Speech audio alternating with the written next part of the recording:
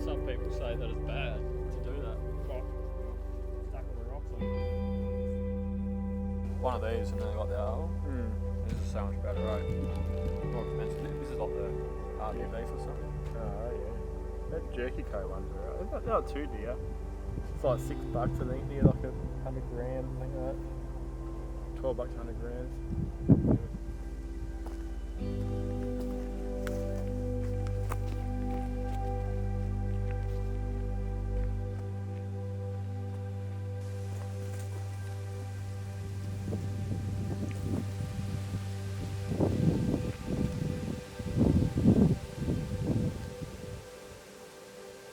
Green packs, don't you?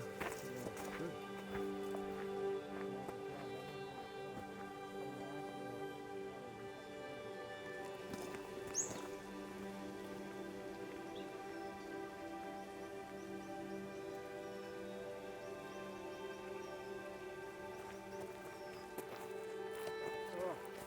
Oh.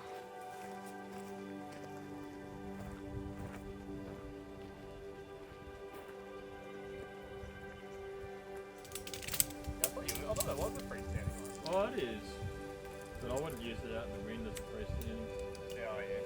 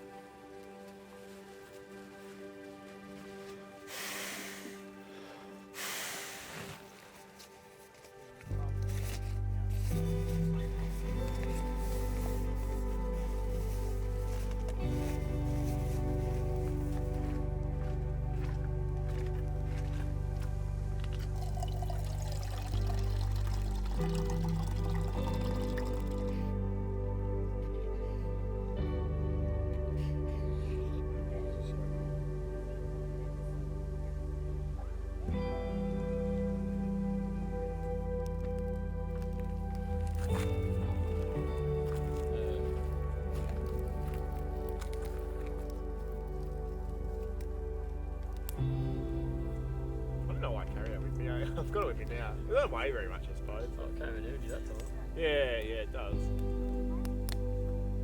I like washing my face in the morning anyway. More than ritual.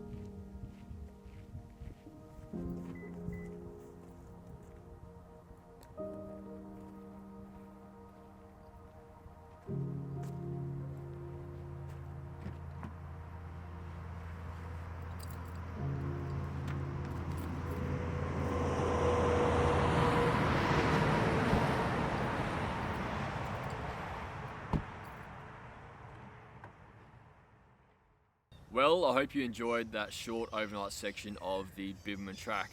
It's about 50 k's in length. We did 30 k's on the first day and then roughly 20ish k's on the second day. Logistics wise, we both met at the Brookton Highway intersection, and I left my car there, jumped in Hayden's car, and then we drove to the Perth Hills Discovery Centre where we started our hike. Initially we were a bit hesitant to leave my car there overnight. Being so close to the highway, it did seem a little bit sketchy, but to our surprise, when we got to my car, there was actually another 3 or 4 people's cars there. So yeah, that was somewhat reassuring to find out, and I'm assuming it's somewhat of a common occurrence to leave your car at that location as well.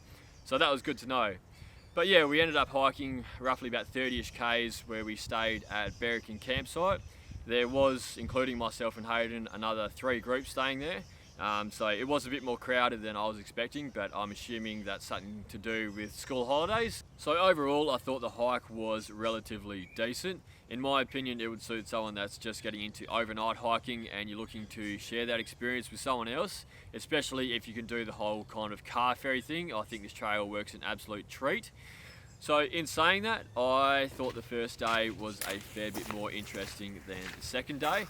I'm not too sure whether that's because I'd kind of gotten used to being outdoors and I'd already seen a lot of the fauna and flora out there already, but I just felt like the second day was a lot more flat, a lot more barren.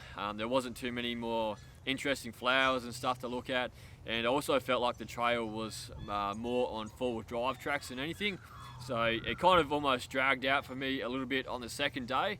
So I just think that's something to keep note of if you are planning on doing this little section of the Bibbulmun Track. So updates wise, in the previous video I briefly mentioned that I was looking to catch a flight somewhere, hire a four-wheel drive and then go hiking in a remote location. But unfortunately those plans fell through, and I was super bummed to find out that that particular section of the national park was closed until next year due to COVID-19.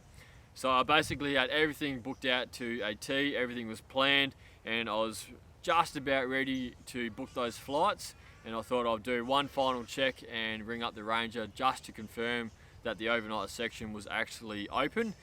And unfortunately it wasn't. The national park was open, it's just that little one section was closed. So that one will have to wait until next year. At this stage, I still don't really want to disclose where that particular hike is. I kind of want to keep it as a surprise. So yeah, probably won't mention too much about that until I actually get the chance to do it and tick it off. But stay tuned until next year. So in saying that, I'm not too sure where my next longer hike will be. I'm looking at doing a 3 or 4 day multi-day hike sometime, somewhere in the near future, but I'm still pretty undecided where to go. The Stirling Ridge Walk is still closed. Potentially could be the Kep Track or a section of the Bib Track down south maybe, but yeah, I'm just not too sure which one's up next. I'll just have to do some research and you'll probably find out when I release a video. So until then, I'll see you in the next one.